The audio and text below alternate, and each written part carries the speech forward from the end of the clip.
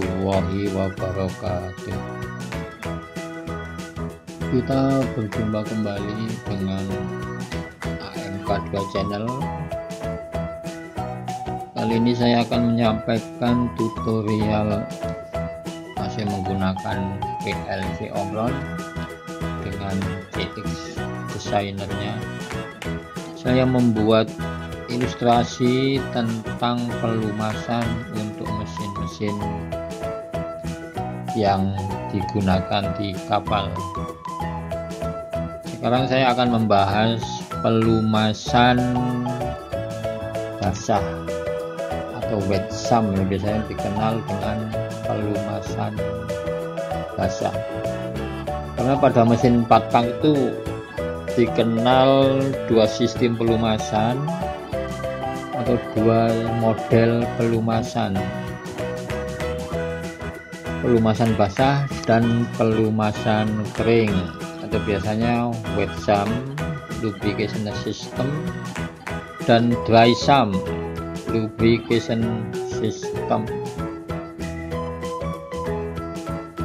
Dan pada wet sump atau pelumasan basah itu biasa dibagi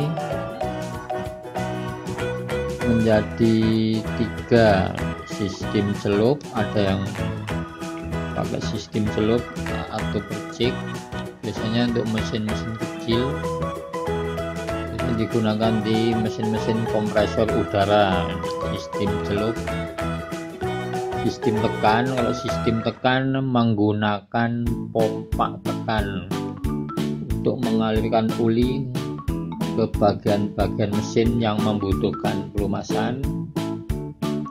Ada juga yang menggunakan kombinasi sistem tekan dan percik.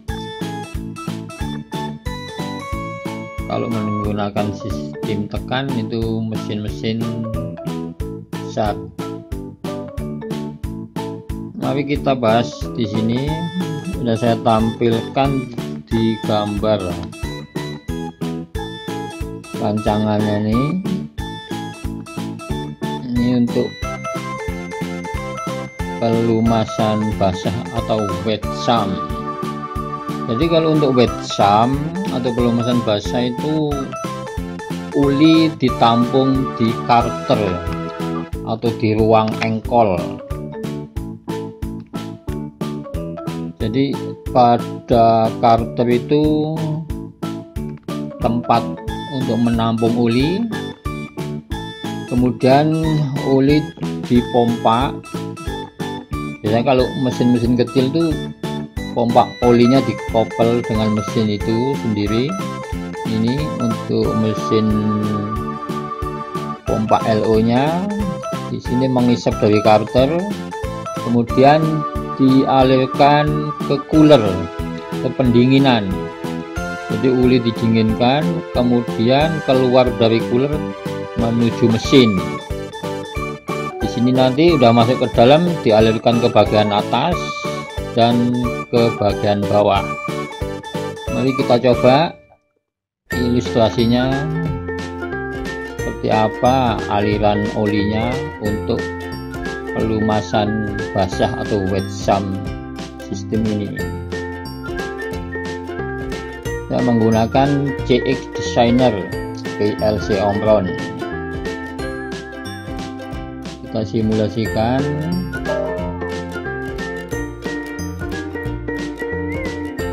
Kita tunggu prosesnya. Nah, mari kita coba. Ini generator atau auxiliary engine atau mesin penggerak generator, dan ini generatornya. Kemudian ini panel kontrol, biasa menggunakan Comap untuk mesin-mesin yang baru sekarang. Perkin, Yanmar itu kebanyakan menggunakan Comap atau Dipsy untuk panel kontrolnya. Untuk pompa air laut, pompa pendingin, di sini saya gambarkan 2 buah, karena umumnya menggunakan 2. Jadi untuk bergantian kerjanya, 2 pompa pendingin. dan panel pompa nomor 2 dan panel pompa nomor 1. Dan kita coba untuk pompa pendinginnya, kita jalankan yang nomor 2, klik on. Di pompa jalan, mengisap dari si cas, kemudian dialirkan ke cooler. Setelah melakukan pendinginan di cooler, kemudian dia keluar ke laut kembali. Begitu sistemnya. Jadi pompa air laut itu fungsinya untuk mengalirkan air laut yang digunakan sebagai media pendinginan di cooler LO ini. Jadi setelah mendinginkan minyak lumas di dalam cooler sini, air laut keluar kembali dan dibuang ke laut. Begitu proses selanjutnya.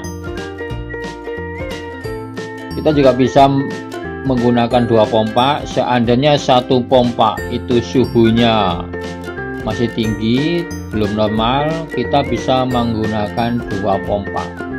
Jadi buat 2 pompa bisa jalan bersama-sama, tergantung kondisi. Jadi bisa dijalankan 2 pompa. Ini ampernya pompa, ampernya bisa 4 tergantung kapasitas pompanya.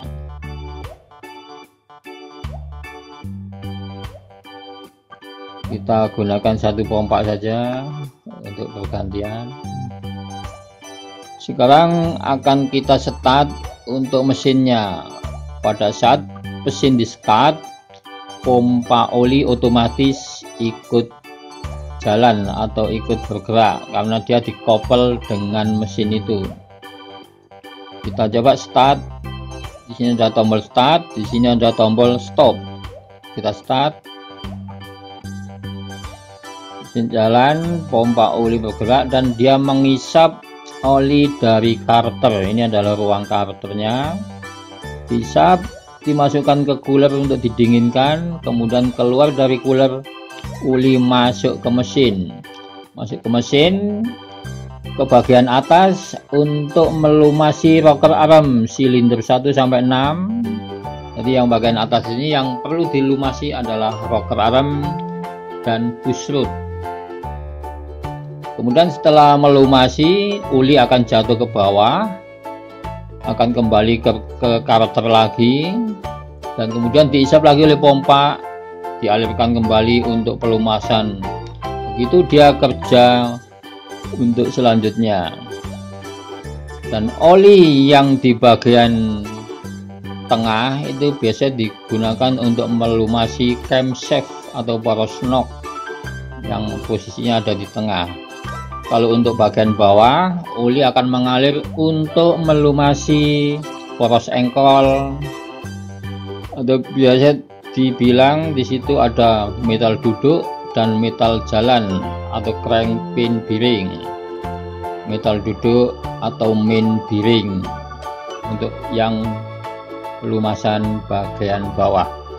Dan setelah melumasi, kemudian oli semuanya akan jatuh ke dalam karter kembali dan berkumpul di sini kembali, kemudian diisap lagi oleh pompa dan dialirkan lagi ke cooler untuk melakukan pelumasan lagi. Begitu kerja seterusnya dari sistem pelumasan basah atau wet sump lubrication system. Mesin di stop, otomatis pompa akan berhenti. Pompa air laut kita stop.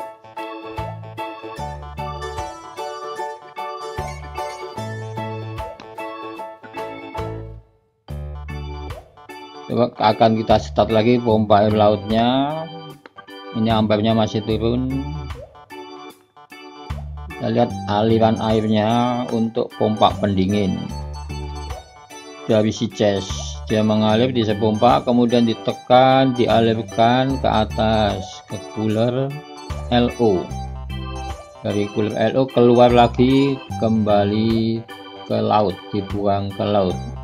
Demikian untuk pompa air lautnya. Fungsinya hanya untuk mendinginkan LO atau minyak lumas di dalam cooler LO. Kalau untuk pompa LO, ya fungsinya adalah mengisap oli dari karter, kemudian dialirkan ke LO cooler.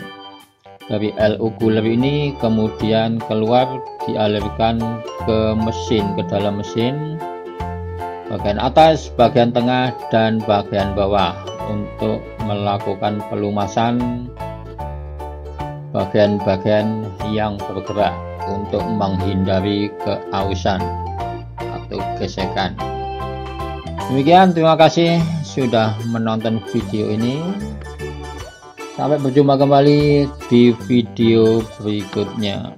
Wassalamualaikum warahmatullahi wabarakatuh.